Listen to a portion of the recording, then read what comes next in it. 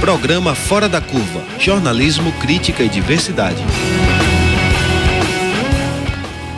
Bom dia, ouvinte da Rádio Universitária. Eu sou Maria Eduarda Rocha, jornalista e professora de Sociologia da UFPE. São 11h30 deste dia 28 de agosto de 2017. Está começando mais uma edição do Fora da Curva, que também é reprisado às 10 da noite. Nosso programa pode ser acompanhado pelo Facebook nas páginas 99 Universitária e na nossa página Programa Fora da Curva. Você pode participar comentando e enviando perguntas pelas redes sociais.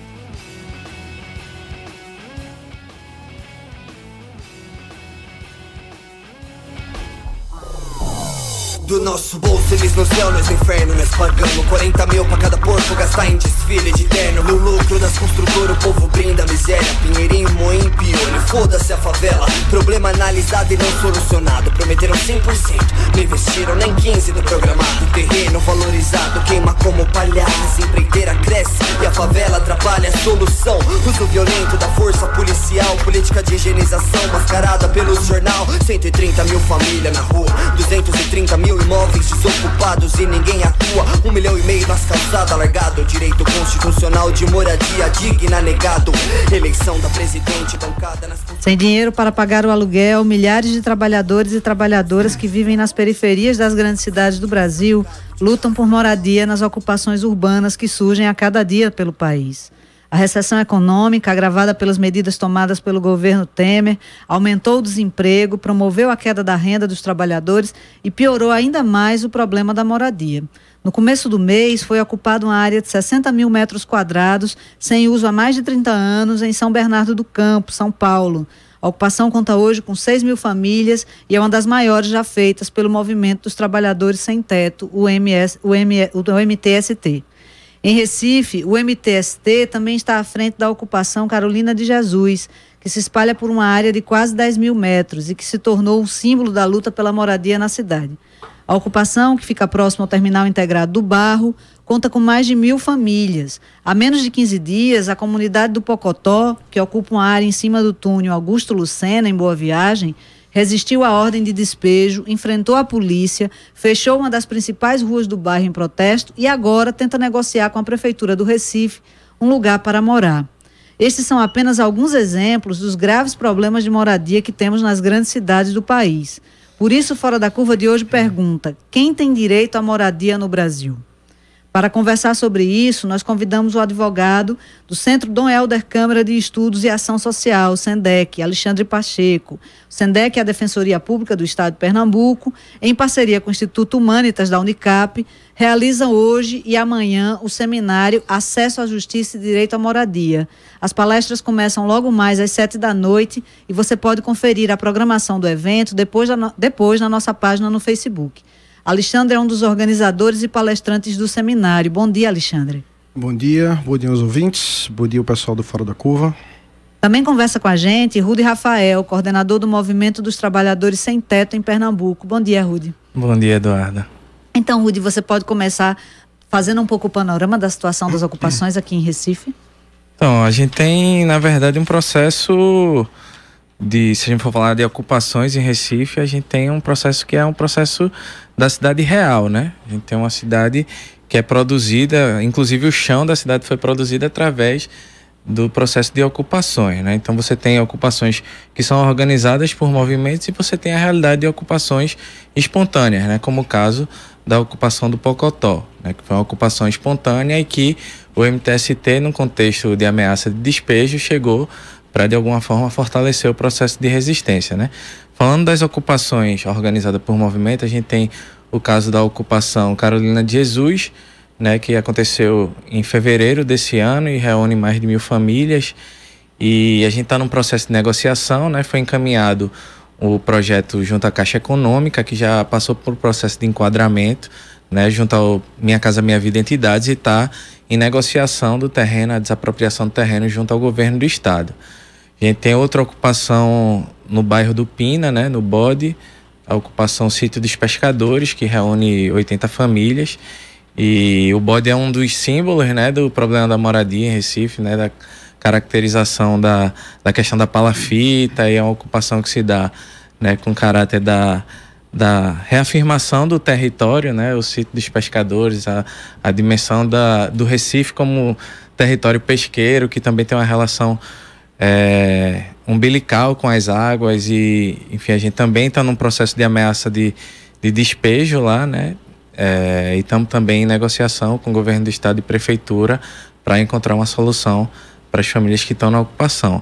Também tem outras ocupações, como a Vila Imperial e a Vila Sul, que ficam ali no Coque, e outras ocupações do MLB e de outros movimentos que passam por esse processo, né, de constante ameaça, mas também de reafirmação do direito à moradia, né? Esse é um caráter das ocupações como um todo, né?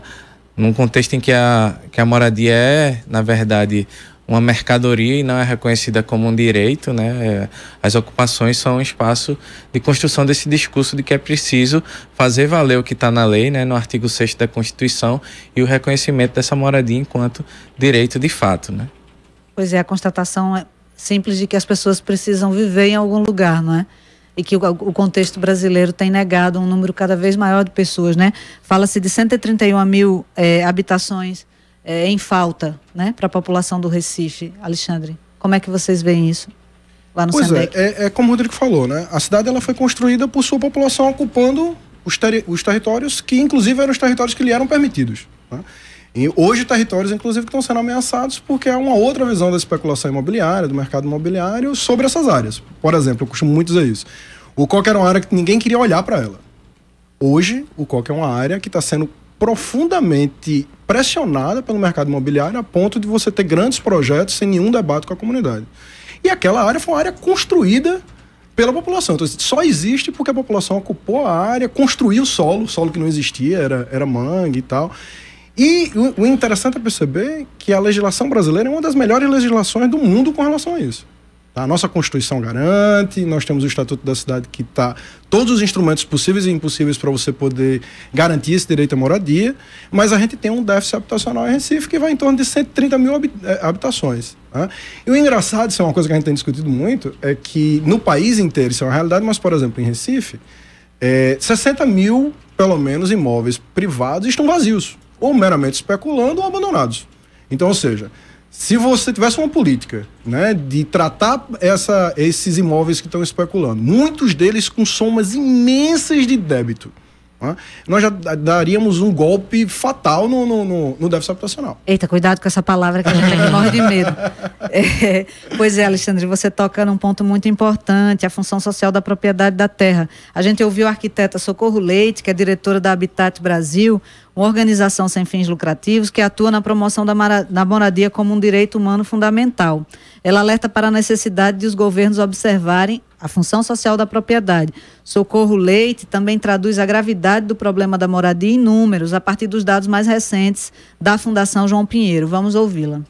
No Brasil, quase 7 milhões de famílias demandam por novas moradias e cerca de 13 milhões demandam por investimentos em infraestrutura. São famílias que vivem em assentamentos precários. Só aqui no estado de Pernambuco são mais de 300 mil famílias que demandam por novas moradias e mais de 830 mil famílias que demandam por investimento em infraestrutura. Um dado é que a regularização da posse da terra, que é um dos aspectos da moradia adequada, ela não é contabilizada como uma necessidade, mas a gente estima que seja uma necessidade ainda maior do que a necessidade de investimento em infraestrutura, já que muitos dos assentamentos das nossas cidades sequer tiveram processos de regularização fundiária iniciados. O que a gente entende é que a resposta do Estado tem sido muito limitada quando ela contempla, né, grandes investimentos apenas num aspecto da moradia, que é a produção de novas casas, e em alguma medida investimentos em infraestrutura, mas não enfrenta uma questão fundamental, que é a questão da propriedade privada. A gente tem um número de imóveis ociosos significativo nas nossas cidades e que não tem um tratamento adequado para a disponibilização desses imóveis para cumprimento da sua função social. Então, Rudy, explica para a gente o que é essa função social da propriedade que é prevista na nossa Constituição. Então, a função social da propriedade está no artigo 5º, né, da Constituição, que garante o direito à propriedade, mas afirma que esse direito só pode ser exercido se essa propriedade cumpre uma função social. Se ela está dispondo aquela área para algum uso, para algum benefício da sociedade, né? Seja para o uso comercial, da moradia, industrial, enfim. Sim, a propriedade morar, plantar, não existe direito não existe direito absoluto à propriedade, né? Estava lembrando aqui do seminário que foi realizado pelo SENDEC, comemorando os 10 anos, ou na verdade, acho que trazendo, né, o debate dos 10 anos do Estatuto, que teve Daniel Todman, que ele falou, a Constituição de 88 acabou com o direito à propriedade, né, no sentido de que não existe direito à propriedade se não existe uma função social cumprida por aquela propriedade, né? Então, por exemplo, quando a gente ocupa, na verdade a gente está reafirmando a lei, né, dentro da legalidade, fazendo com que aquela propriedade que está abandonada, que está servindo para especulação, como o Alexandre falou, ela venha cumprir o requisito legal de estar servindo para alguma coisa para a sociedade, né? E não estar abandonada, na verdade, retirando do conjunto da população a oportunidade de estar desfrutando daquela área da cidade, né? Então, para que a propriedade privada seja reconhecida, aquele terreno não pode, ou aquele imóvel não pode estar ocioso, né? Sim. E, Alexandre, como é que a Justiça tem se posicionado em relação a isso? Ela tem se reconhecido? Olha, como o Rodrigo disse, a Constituição, ela muda completamente a forma como você via propriedade privada antes de 88. Então, todo o nosso ordenamento jurídico, toda a parte da legislação pós-88, ela reconhece a função social da propriedade como elemento, né, dentro da propriedade. Ou seja, você tem uma propriedade, mas você tem que dar função para ela. Então, nossa legislação é muito boa. Qual o problema? Em grande parte, o Poder Judiciário, principalmente aquele de primeira instância, tem muita dificuldade de absorver esses princípios. É uma forma eufemística de falar as coisas. Uma certa dificuldade. Não tem, a verdade é essa, né? Então, o que você tem os juízes não dialogam. Como é que você percebe se o juiz ou o magistrado compreende determinado conceito, determinado princípio? É como ele traduz isso nas suas decisões. E, por exemplo, o SENDEC acompanhou mais de 1.200 ações, pelo menos 800 delas nesse sentido, ações de uso capião, que é para regularizar a posse das pessoas. Então, afirmando, inclusive, isso, essas comunidades estão garantindo a função social da propriedade. E existe um silêncio absoluto do juiz quando vai decidir com relação a isso. Muitas vezes, na verdade, e talvez inclusive por isso, você tem decisões negativas, porque elas acabam sem reconhecer essa função social da propriedade. Um outro ponto são as reintegrações de posse. A reintegração de posse, ela só poderia ser julgada olhando se aquele terreno ele estava cumprindo a função social antes de ser ocupado. Se não estava, essa comunidade, essa população, ela atribuiu função social. Só que esse não é o olhar dado hoje pela magistratura para esses casos, infelizmente. Pois é, Rudy, e existem vocês que atuam mais diretamente mesmo nos movimentos de ocupação, existem muitos casos de sentença, de reintegração de posse sem sentença judicial, quer dizer, existem casos de atuação arbitrária da polícia, ainda mais arbitrária, sem o respaldo da justiça. Isso tem se intensificado, inclusive, no pós-golpe, né? Numa narrativa da institucionalidade, principalmente da polícia militar e também por parte dos governos, de não prescindir desse rito legal, né, judicial, para que ocorra o despejo, né? O que aconteceu, por exemplo, na nossa ocupação o ano passado na Nova Canudos, né, que a gente ocupou uma área em Apipucos, né, que continua sem cumprir nenhuma função social,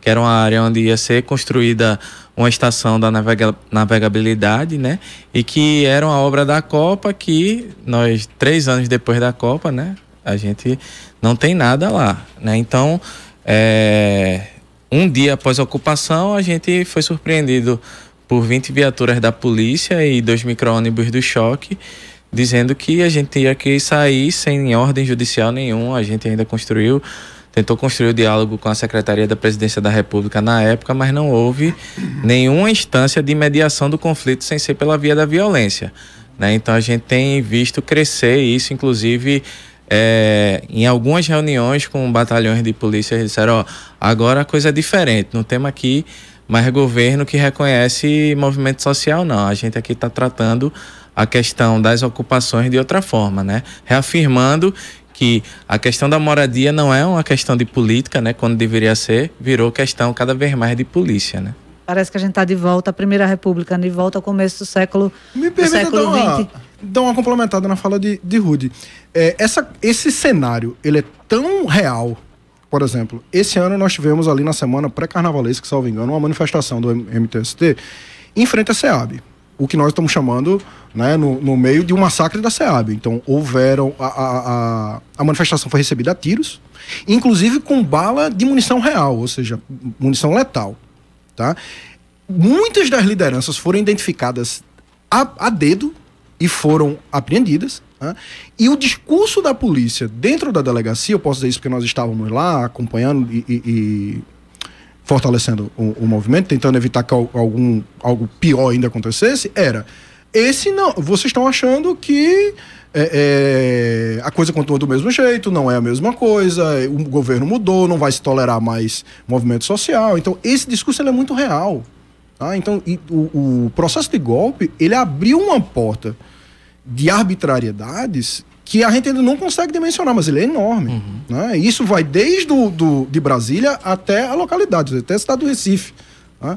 Uma manifestação pacífica para a abertura de uma mesa de negociação com relação à ocupação legítima se tornou um massacre. Né? E inclusive com a imputação do crime de associação criminosa, né? Exatamente. Aí com isso a gente vê o significado da luta da moradia no contexto político mais amplo, né? Uma coisa que aconteceu quando o Guilherme Boulos esteve aqui e a gente o entrevistou, ficou muito claro isso, né? Que a luta à moradia, num contexto de luta pela democracia, pelo direito à participação política, mais uma vez ela se torna estratégica. Da mesma forma como foram estratégicos nos movimentos sociais urbanos da década de 70, hoje a gente volta a ter isso no centro da cena, né? É para trazer entrevistas com a visão crítica sobre o que está acontecendo, que o Fora da Curva está no ar, de segunda a sexta, aqui na Rádio Universitária, a nossa rádio pública. Programa Fora da Curva. Análise crítica de assuntos do interesse público. E para você que sintonizou agora, nós estamos discutindo hoje o direito à moradia. Para conversar sobre isso, nós convidamos Alexandre Pacheco, advogado do SENDEC, e Rudy Rafael, coordenador do MTST em Pernambuco.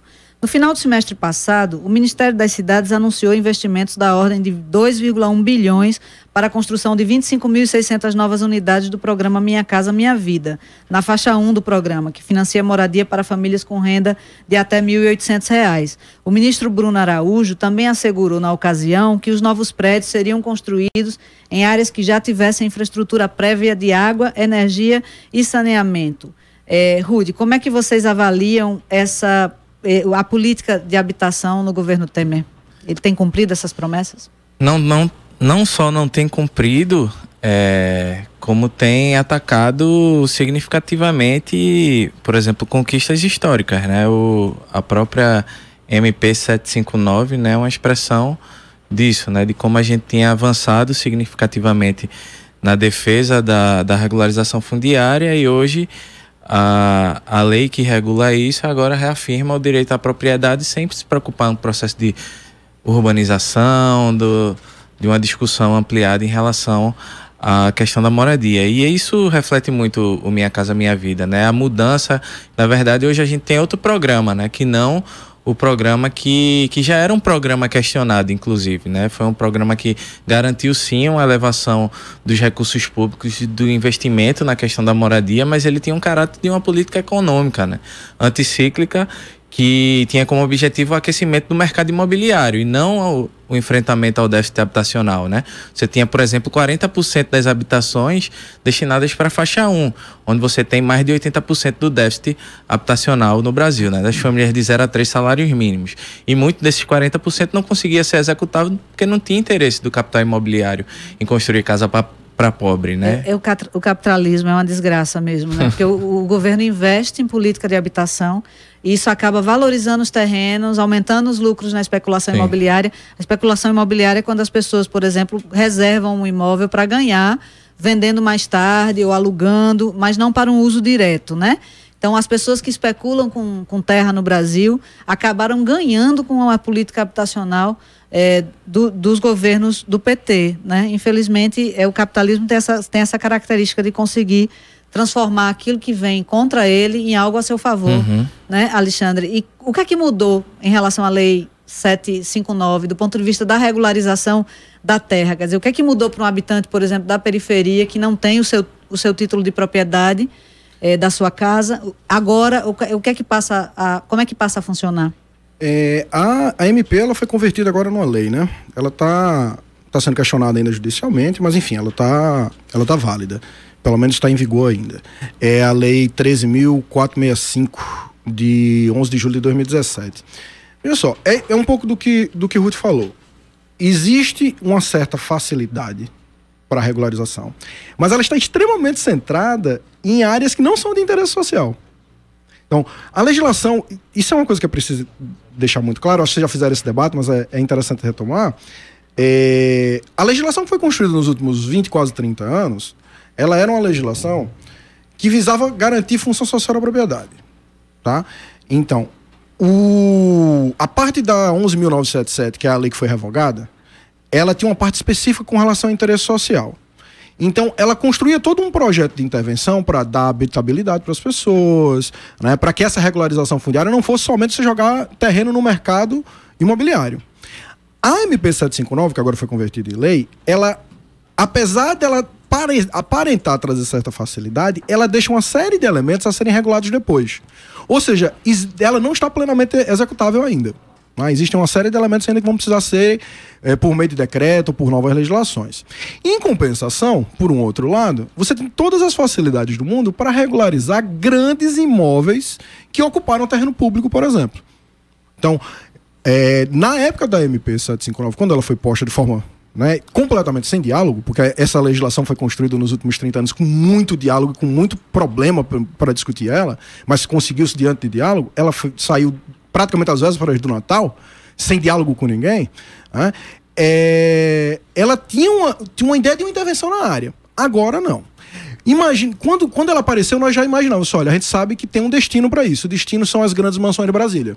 Então hoje todas as grandes mansões de Brasília que estão irregularmente em área da União vão ser facilmente regularizadas, assim como terrenos na Amazônia, né, que não poderiam ser regularizados porque são área de preservação, ou seja, é uma política de regularização para grileiro. Então a parte de interesse social, ela ficou na verdade muito mais difícil. Nós estamos num processo ainda de estudo da lei para ver o que é possível fazer ainda, mas essa é a sensação que parte de quem trabalha na área, ou seja, as populações de baixa renda não foram beneficiadas com essa área, com essa legislação. Rudy, como é que esse absurdo, né, de uma atuação seletiva do Estado, não no sentido de proteger quem mais precisa, mas de proteger justamente aqueles que não deveriam usar recursos públicos, o Estado atuando em favor da concentração da propriedade, como é que isso tem alimentado o movimento de resistência política através das ocupações? Porque o direito de moradia, ele incide de uma forma muito direta, né? Na vida das pessoas. E se a gente não vê uma reação a tudo que está acontecendo no Brasil, talvez um dos poucos sintomas positivos tenha sido a mobilização da luta pelo direito à moradia, né? Como é que vocês estão acompanhando isso? Então, as ocupações que se dão de diversas formas, né? Desde a ocupação da Avenida Paulista, que aconteceu em fevereiro desse ano, reivindicando sim o Minha Casa Minha Vida, né? Recursos para faixa 1 através do Minha Casa Minha Vida Entidade, né? Porque a gente entende que é preciso garantir essa ferramenta, né, de operacionalização, né, de investimento no direito à moradia, né, quando ela surge de uma ocupação, né, que reafirma a função social da propriedade, até nesses espaços, né, que a gente gera a vida, né, dentro da cidade, que são as ocupações urbanas, né? Então a gente tem como estratégia fundamental de atuação a ocupação por isso, né? No contexto ainda mais que a gente vê uma modificação da classe trabalhadora no Brasil, né? Cada vez menos sindicalizadas e quando é sindicalizada a gente tem uma atuação enfraquecida e fragilizada da esfera sindical, né? A gente tem que organizar os trabalhadores pelo seu lugar de moradia, né? Acho que o MTST se constitui como um movimento que tem força por isso, porque entendeu que a dinâmica territorial hoje é uma dinâmica que tem uma potência muito grande, né? Em termos de seus significados, da defesa do direito à moradia, ainda mais no contexto de crise, né? Como você falou, em que os trabalhadores não têm mais condição de arcar com o ônus do aluguel, né? Pois é, tem um dado aqui do João Pinheiro que diz que o aluguel comprometia em 2015 mais da metade do orçamento das famílias nas regiões metropolitanas. Então as pessoas não estão indo ocupar em luta Pela sobrevivência mesmo, porque não estão conseguindo pagar o aluguel. É isso, Alexandre? Na verdade, historicamente, essa é a história da formação da cidade brasileira, né? Então, assim, acesso à terra urbanizada, que tenha infraestrutura legalizada, sempre foi um privilégio das elites brasileiras. Tá? Então, a formação da cidade, que a gente chama a cidade real, a cidade verdadeira, que não é essa cidade que está nos cartórios, ela é feita desse jeito. Os morros de Casa Amarela, o Coque, são as áreas ex de Recife. Recife hoje, ela é a cidade que é por causa das ocupações da população de baixa renda. Então, assim, essas áreas não são ocupadas porque é a estratégia de política, né, de visibilidade. É também, mas assim, são estratégias de sobrevivência. Tá? A população, infelizmente, o Brasil abandonou qualquer tipo de regulação, por exemplo, com relação a aluguel. Criou-se no Brasil a ideia de que você só consegue fazer política de habitação se for através da habitacional. Recife, por exemplo, gosta de repetir isso. Você se refere às políticas de, por exemplo, aluguel social, como você tem na França, incentivo do Estado, exatamente. O subsídio do Estado para as pessoas conseguirem pagar a propriedade privada, como a gente compreende hoje, assim, a casa própria, ela é uma construção da década de 70 para cá. O Banco Mundial apostou mundialmente nesse discurso, de que é preciso construir um mercado imobiliário, é preciso construir proprietários privados, mas no mundo inteiro você tem outras formas de garantia do direito à moradia, que não pode ser só a propriedade privada. Então nem todo mundo tem condições de arcar com as condições de ser proprietário privado de um terreno. É por isso que você tem locação, você tinha imensos estoques de moradia pública a valores sociais na Europa. Coisa que infelizmente a gente não conseguiu chegar a fazer no Brasil. Então acho que, só complementando isso que a Alexandre falou, a gente pode afirmar que o direito à moradia no Brasil ele existe a partir da ocupação, né? Da ferramenta da ocupação, né? Porque fora disso você pode ter o acesso à moradia, né? Através do aluguel, mas você não tem esse direito. Né? Pois é, gente, a gente teria tanto mais a falar, por exemplo, o papel da mídia na criminalização dos movimentos, na negação da legitimidade desse direito, né? Mas hoje a gente tem que encerrar. Antes de encerrar, eu vou pedir para a estudante de jornalismo, Júlia Mello, que faz parte da nossa equipe de produção, trazer mais algumas informações para a gente. Júlia. Então, o Supremo Tribunal Federal autorizou ontem, por 6 votos a 5, o polêmico ensino religioso confessional em escolas públicas. Com a adesão do STF, fica permitido que os professores concentrem a aula em uma religião específica e que as aulas sejam ministradas pelo representante dessa determinada crença. O julgamento foi provocado por uma ação de inconstitucionalidade, movida pela Procuradoria-Geral da República. A Procuradoria alegava que a Constituição prevê que o Estado brasileiro é laico, ou seja, não tem filiação a nenhuma religião. Segundo a Procuradoria, um ensino baseado apenas em uma religião fere esse princípio. A ação movida pela Procuradoria argumentava que a disciplina deveria oferecer uma visão plural e histórica das várias religiões, e não apenas as doutrinas de uma determinada crença. Hoje, 28 de setembro, é o Dia Nacional de Luta pela Descriminalização do Aborto na América Latina e no Caribe. Em Recife, movimentos de mulheres organizam um ato público na Praça Maciel Pinheiro, a partir das 4 da tarde. O ato protesta especialmente contra a tramitação na Câmara dos Deputados de uma proposta de lei que pode proibir todo tipo de aborto, inclusive os autorizados por decisões judiciais. A proposta inclui a proibição do aborto até mesmo no caso em que a mulher é vítima de estupro. E nós também lembramos que começa hoje à noite o seminário Acesso à Justiça e Direito à Moradia. O evento é promovido pelo Centro Dom Helder Câmara de Estudos e Ação Social e pela Defensoria Pública do Estado de Pernambuco, em parceria com o Instituto Humanitas da Universidade Católica de Pernambuco, que cedia o evento. As inscrições são gratuitas e ainda estão abertas. Você encontra o link para inscrição e a programação em nossa página do Facebook. Muito obrigada, Júlia. Agradecendo também os nossos convidados mais uma vez. Nós vamos ficando por aqui. Eu volto na próxima quinta. Amanhã você fica com a apresentação de Bruno Nogueira, discutindo o tema: qual o papel da mídia na crise de valores e na polarização do país. O Fora da Curva da quinta-feira é produzido por Ivana Fechini, com a colaboração de Júlia Mello, Dani Marreira e Guilherme Falcão, que também ficam hoje nas redes sociais. Os trabalhos técnicos foram de Marco Antônio. No programa de hoje você ouviu o rapper Valente com a música Sobrevivendo e Relatando.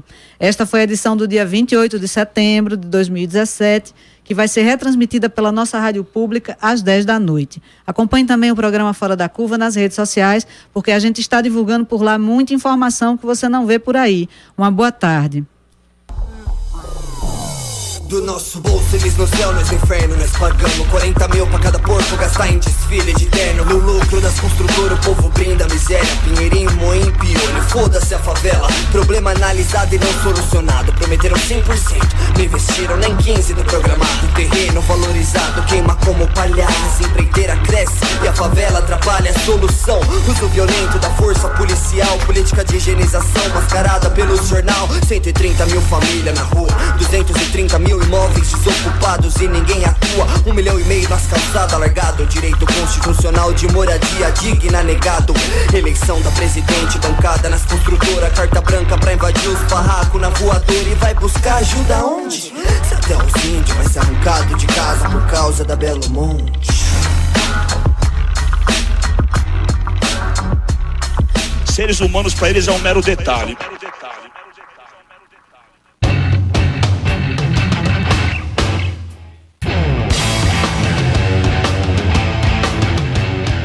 O programa Fora da Curva é uma realização do Departamento de Comunicação Social com o apoio do Departamento de Sociologia, do Núcleo de Design e Comunicação do Centro Acadêmico do Agreste e do Núcleo de Rádio e TV Universitária. Parceria com o Marco Zero Conteúdo, Centro de Cultura Luiz Freire, Centro das Mulheres do Cabo, Centro Sabiá e Terral Coletivo de Comunicação. Esse programa fica disponível nas nossas redes sociais, na nossa página do Facebook, no canal do YouTube e no Mixcloud. A música tema do nosso programa foi composta pela banda Diablo Motor. Programa Fora da Curva. A gente fala o que a maioria cala.